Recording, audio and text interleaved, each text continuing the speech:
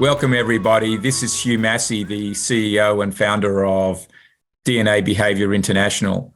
And today I am delighted to have with me Troy Prince, who is the founder of Wall Street Bound. And Troy's had a very interesting business career in capital markets in New York, investing in Vietnam. So he's quite an entrepreneur, and now he's set up a not-for-profit to help minorities work or get a job and learn to work in the financial services space in Wall Street or wherever else. And I think this is very exciting opportunity to build on the ever expanding diversity needs and movement that's going on out there in our business community. So welcome, Troy. Thank you. It's a pleasure, and thanks for having me. So, Troy, why don't you tell me something about your life and career background, how you got to this place of setting up Wall Street Bound? It's just some of your life history, key moments that you might have reflected on or thought about that have brought you to this place and got you started on this exciting journey. Yeah, thank you. I'm the eldest of five first and second generation Caribbean immigrants raised in the Bronx near Yankee Stadium. And by the grace of the heavens, my mother was a teacher. And so it was always very clear, even though we lived in the Bronx and, it has its story, but there was never a doubt as to what my path would be. And so I was very fortunate to go to a specialized public high school, thereby be exposed to things I might not have been otherwise in, let's say, my local high school. And so by the age of, I want to say 15, and I recall my first sort of interaction with the markets being a social studies class, extra 5 points on your final grade, whoever picked the stock that performed the best over some period of time. I ended up winning that. And not that I did any really deep fundamental research and I was really that kid already, but I'm quite sure I just got lucky.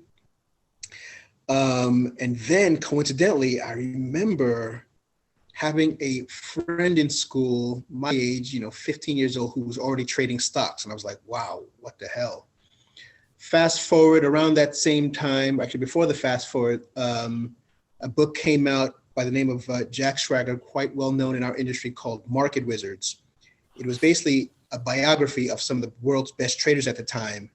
I read that book and I immediately knew what I wanted to do with the rest of my life.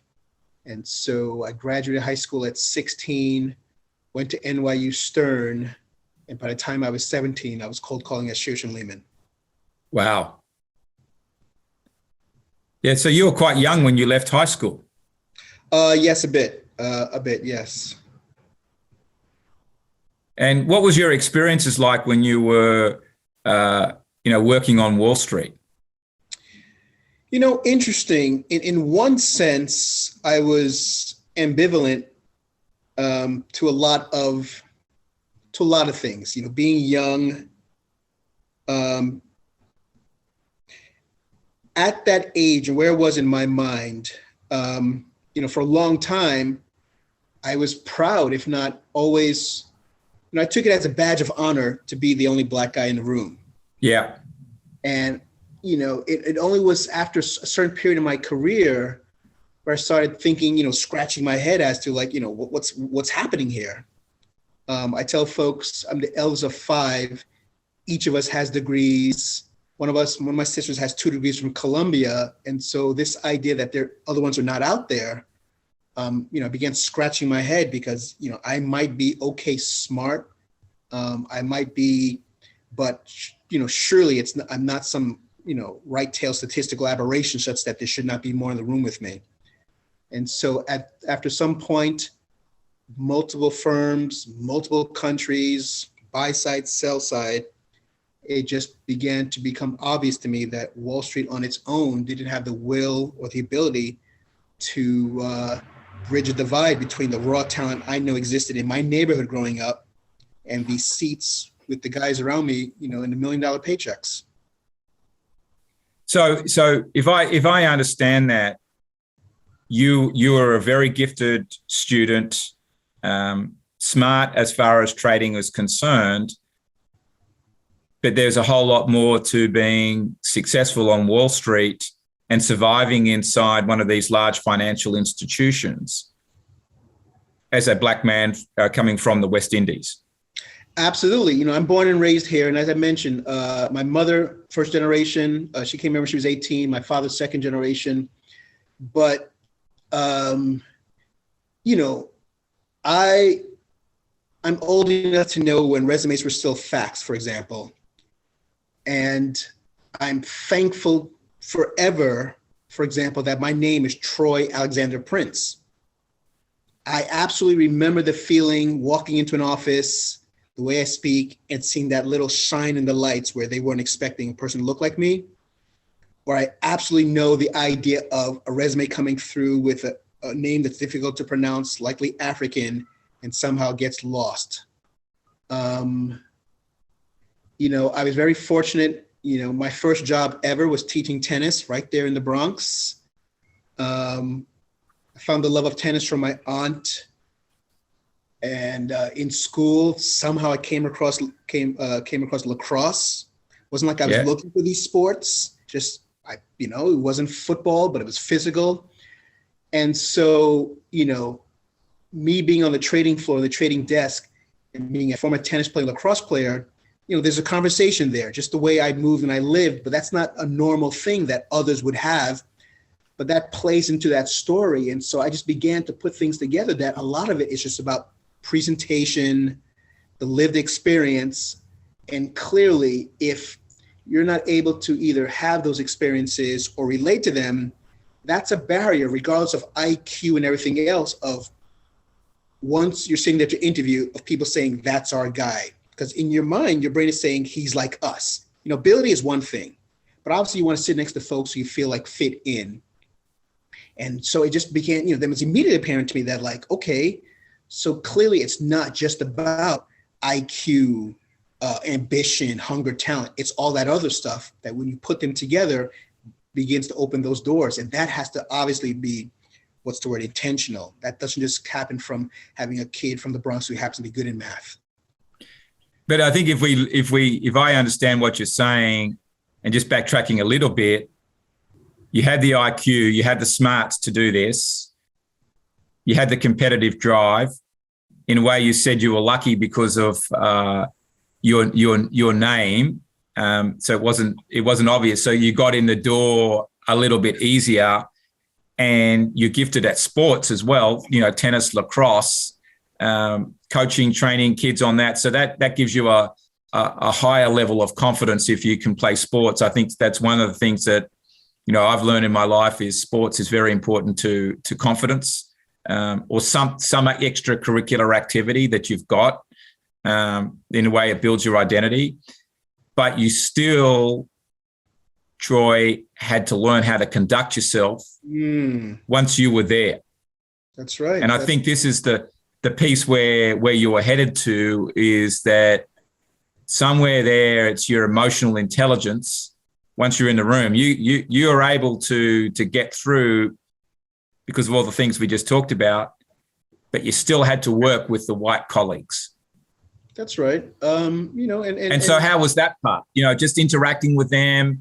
You know, if you stood up for yourself because one of them was authoritarian and you didn't agree with what they said or were doing, or you had a bad day performance-wise in the markets, you know, you survived it all. So there was something that you were doing. Yes. So number one, white colleagues or not, just in that environment, you know, a certain level of professionalism is expected. That's number one. Secondly, you know, in that field, that industry, in a sense, there is somewhat also of a different kind of shielding mechanism happening because it's performance driven. And so, you know, one is responsible for one's own performance, but in terms of that, the social, emotional, team environment performance, you know, that's just something that again, I was fortunate, because it's not like when I started on Wall Street, that was my first time in a predominantly white environment. That's due to my parents. My parents worked very hard. I did have some private schooling. Again, being a tennis player, I went to specialized high school, and I'm sure at best, it was maybe 9% Black. And so part of that was also just, I was fortunate to have a certain amount of exposure to those environments beforehand. And I would say that's a big part of it. And so other than that, being more comfortable, I think, put me in a position to simply focus on the performance and the social interaction, because I probably didn't have the challenges that others might have, having to, on a first level, just be comfortable being in that room, much less being comfortable forming relationships and bonds with your colleagues, much less to be able to focus on just pure performance. So I probably had a little bit of a step up there. So mentally, walking into an environment that, if you're a Black person or a minority working into an environment where the majority is white, let's just put it out on the table, even if they're men and women, having some personal self-confidence and belief in who you are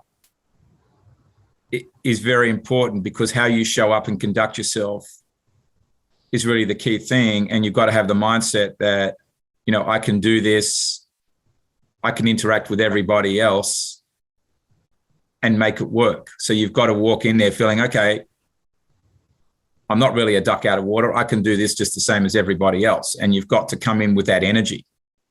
I can appreciate that. And again, Hugh, part of it for me was somewhat unique, that, I decided early what I wanted to do, and I knew this was the only thing I wanted to do. And so even I was confident, but I'm sure a good part of that confidence just came from the fact that there was just nowhere else I wanted to be. And barring that, with the work I'm doing, and I guess we'll get into the conversation a bit later, barring that is the need for these young people, like myself or the ones we're working with, how else do we fill that, if it's not your single drive focus, so you have a certain level of energy you bring naturally. If not, how do we still fill that tank of confidence, of ability, of the social capital, how you carry yourself to make it through, much less to make it through. And so those things are very important. And what we might do is just switch to your business DNA discovery that you completed. Okay. And just for the our listeners' benefit, Troy is an adapter, which at sort of the high level means he's very flexible, adaptable. On days he can push hard on things. Other days he will take a bit more of a back seat or be a bit more flexible about the environment, which is probably good for going into a tough environment in many ways. But deeper down, he's got some very strong traits about being competitive. So I think we all can see that coming through in the things that Troy's done, just to work in capital markets, be outstanding at school and tennis and sports. There's a competitive drive, and you're also creative and take some risks. I think you've been a smart cat in some ways in how you've figured out how to position yourself as you've walked into these environments. But at the same time, with a lot of credit to you, with not necessarily a lot of help from other people. You've had to do it yourself. And so, that's to my mind, very impressive. But just tell us a little bit more about how you felt when you got back your business DNA results and what that said to you, and whether it revealed anything new or just confirmed what you already knew. I would say for the most part, it confirmed what I already knew. I've lived in 5 countries, speak a few of the languages. I do remember on campus being that guy that, whether it was the lacrosse guys, the metalheads, I've been in a mosh pit. I could be that guy going to different, fraternity parties, whether they were the accounting guys or the beer pong guys. Again, multiple countries.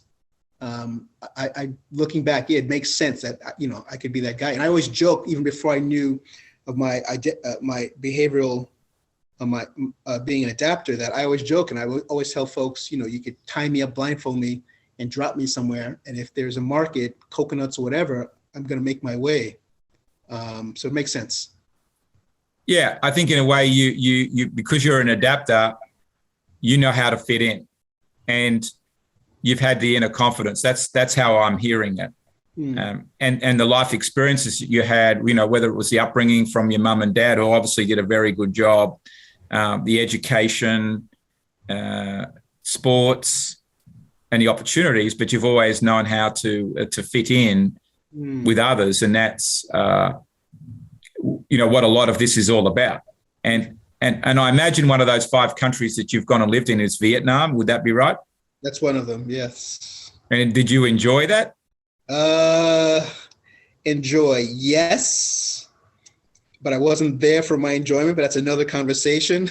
I was there investing my own capital. I enjoyed it, yes, but yeah. It would be a tough place to go in, and again, to fit in and work out what to do. I lived in Thailand for 3 years when I was in my 20s, and I can tell you that was a growing up experience in its own right. And the first time in my life, although I'd lived in Singapore for the year before, I was truly the outsider. So while I haven't walked into, it been the minority in too many places, I definitely was that there, just in Thailand, a country of 60 million people, and working as the only, one of about 5 white males working in an environment of 500 people. You soon knew where you stood in a very nationalistic country. Oh yeah. And where the language wasn't on my side either. But all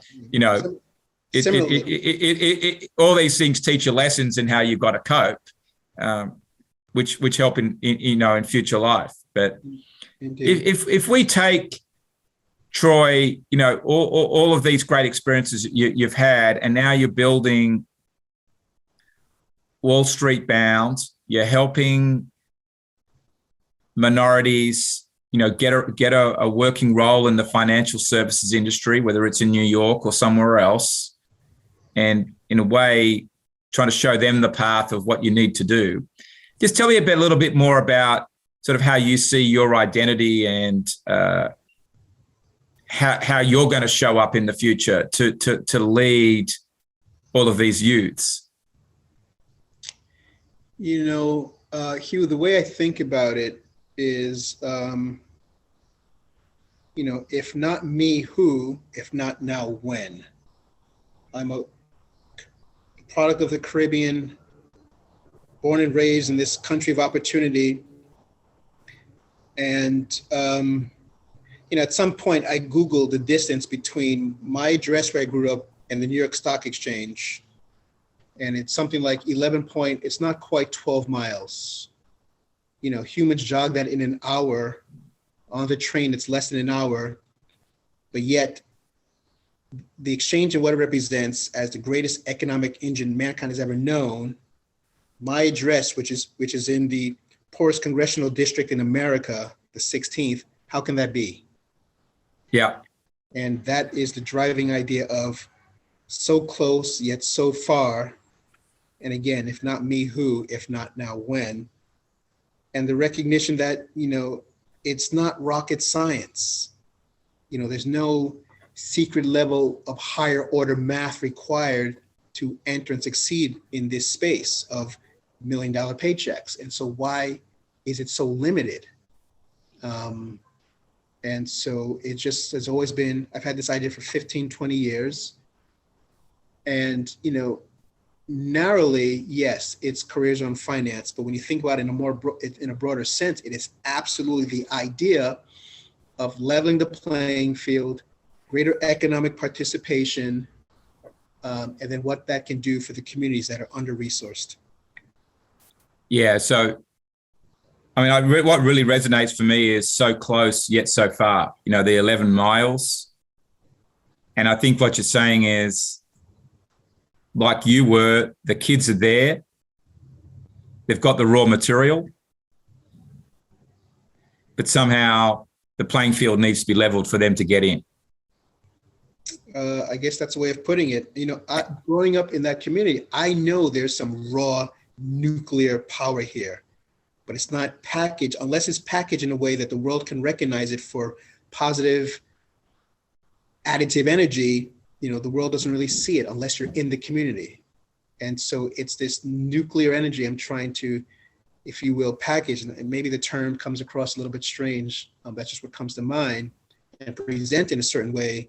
And that's where the work comes in. But we know it's. And I think we're lucky we're in an environment today where, at least my perception is, that organisations are moving towards diversity and inclusion, or DEI, more, and the bridge is getting built. It's still very fragile. It needs, there's further work, but the mindset there of business leaders is to focus more on DEI, but at the same time, everybody's got to be able to thrive together. And the minority youth that are stepping into these roles, I suppose Troy need to know how to behave once they're in there. And that to me is where you step in. And this is this sort of, workforce development idea that you've got. That's part of it for sure. Again, we know that talent and IQ are universally distributed. Once you're in the door, what it takes internally to stay there and to succeed, that's all internal. That's not math and Excel. Yeah. That's where this work that you do, that we've brought onto our programming, is so vital. Again, kids can learn anything these days on YouTube. What you can't learn on YouTube, well, who's to say, but that internal regulation, that idea of self-awareness, much less self-mastery, that's the real challenge. And at the same time, that's the real secret, if you will, to the success. Yeah, it's self-mastery really of the inner game, isn't it? That's 100%. And that's true of all of us. So let's sort of put this in a different perspective. How do you want the business community and these youths that you're bringing to the workforce to remember Troy Prince? Wow, okay, that's a big one. I don't know. I guess there's two levels of that answer. One would be, more practically speaking, with the work I'm doing in terms of the added value to the business community, it's this idea of, this is not charity. All I'm suggesting is for the lens for the recruiting lens to be shifted. Not charitable, not any change in the requirements, just shift the lens, shift where the camera's pointed. Yeah. Now, granted that there might be some edges needs to be smoothed out. There might need to be additional work and investment in these kids, which is the case. But it begins with just being a willingness to just shift the lens and invest with us to put in the work. And even if it's not for folks that are focused on the moment on DE&I and diverse recruiting, on a pure business standpoint, just for those that, as any business, your pipeline, your talent is the lifeblood of your business. So regardless of what that pipeline, the diverse statistics or needs there are, just finding talent. And I want us to be looked at as just a talent provider. And again, that's the beauty of this work you do, because regardless of what a person might look like, their name, how they wear their pants, this is who they are on paper. Let's bring some more objectivity to this process. Secondly, in that question, if I'm hearing it correctly, what comes to mind also is a sense of legacy and purpose. And, for me, if not me, who? And if I, with my lived experience, am not willing to share, pass on whatever knowledge I've gained to the betterment of my community, that's a life unfulfilled. And, again, might sound corny, my brother's keeper. There's probably 10 other better ways to say it, but, how do I not pass on? We're all the products of the investment that's made up in us, in our environments to this point. Yeah. Right. That forward, especially to the larger community, especially to the country, but particularly this demographic. I focus on Black and Brown because we generally tend to cluster in the under-resourced communities, but we know it's not because of a lack of talent or IQ. So what's the problem in America? And so I think there's clearly a big giving back. And, I'm finding the same for me. I've had enormous experiences in my life and others have invested in me, given me opportunities, and hopefully I've done them proud most of the time. And it's time, it's time to give back, but also, I think my own journey of being a boy without a father and learning now that I could help other kids on that journey, and that's what I've wanted to do myself for a long time, is important. And I'm at that stage where I can do it. And I think you're saying is that, Troy, that you're at that stage where you can do it. But if we pin this sort of identity down a little bit more, do you see, some of your uniqueness sitting there, your X factor is what I call it, your passion, which is an important drive in here, really about how you optimize talent. So optimize the minority talent that's going into the workforce. And I think it's optimizing it. They've already got the talent, but the optimization is with the inner game, really. Absolutely. It's, that's a big part of it, Hugh, but I would also say the other part is, for me, it's just getting the light switched on, because half the battle, initially at least, is just having our community, having these young people be aware of the possibilities that exist outside of what they know. There's that famous expression, you can't become what you can't see. And that largely applies. If you don't have Wall Street gajillionaires in your neighborhood or next door neighbors or your dad hangs out with or down the block, you don't even really know much about that. And so the idea that, we have a large community that feel, if not for a better word, or actually the reality might even be that they're limited in their aspirations by those vocations that they know of. And so a big part of it is, yes, once you are aware, okay, how do we work on the inner game to get you prepared to get in and stay? But a lot of it for me, Hugh, is just getting that light switched on. So the first part is unlocking the minority potential in their minds, helping them unlock their potential in their mind. Yes, I would say, I might put it as exposure to what's available, but that probably could be said the same way. They're probably one and the same process, because at the moment where you're exposing them to other career paths, other vocations, and at that same moment where that exposure is happening clearly within the context of you could do this, then yes, it's both the same. It's the awareness and the unlocking of the potential at the same time. But it all begins with just what is this Wall Street about? Because on a very base level for me, Hugh, and I don't mean to go on a side rant, but it's not just about jobs on Wall Street. It is largely, for me, getting that light switched on the investor mindset, job creation, owner, investing. That for me is just as much as a win as a person getting a job on Wall Street. If I could just say, hey, you've got $100 in your pocket, instead of buying a pair of Nikes, buy a share of Nike stock. That's an equal win for me. Yeah.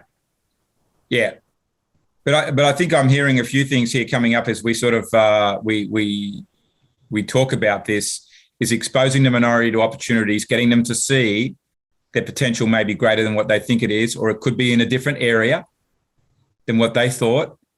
I sort of grew up in the world with, I did accountancy economics at university, so that's what you've got to do. Mm-hmm. And until you go out there and start seeing other potentials and opportunities, you don't know. Absolutely. And the more people you meet in some ways, the more these things get unlocked and other opportunities lead to other opportunities. But it's also part of it is building a growth mindset, I think, for these kids. Absolutely.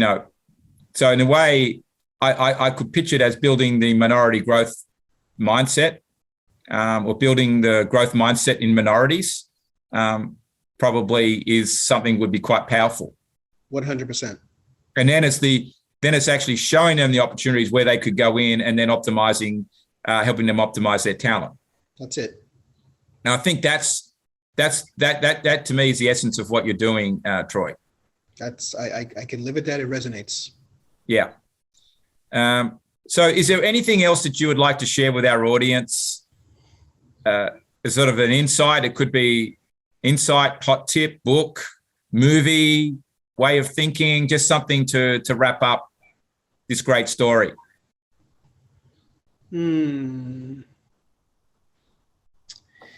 Let's see. Nothing really comes to mind. And I'm not fond of quoting movies, but I think I'm going to do so. And it's probably going to be an imperfect quote. God, I can't remember. I feel like it's Gladiator. And the quote I'm thinking of is, it might have been Maximus, and I could even be mixing it up, but it's something along the lines of, it was a question of, do you think we're all beholden to our destinies? And the response was something along the lines of, we do our best until the opportunity arises for us to reveal what our destiny is. Something to that effect, where,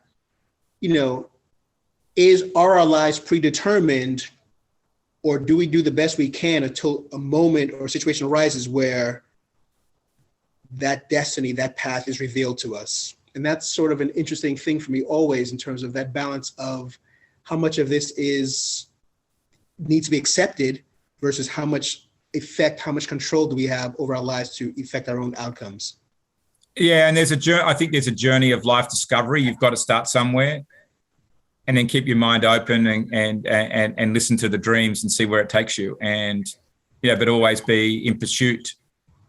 Indeed. And, it's the sad fact here in America, Hugh, prisons are built.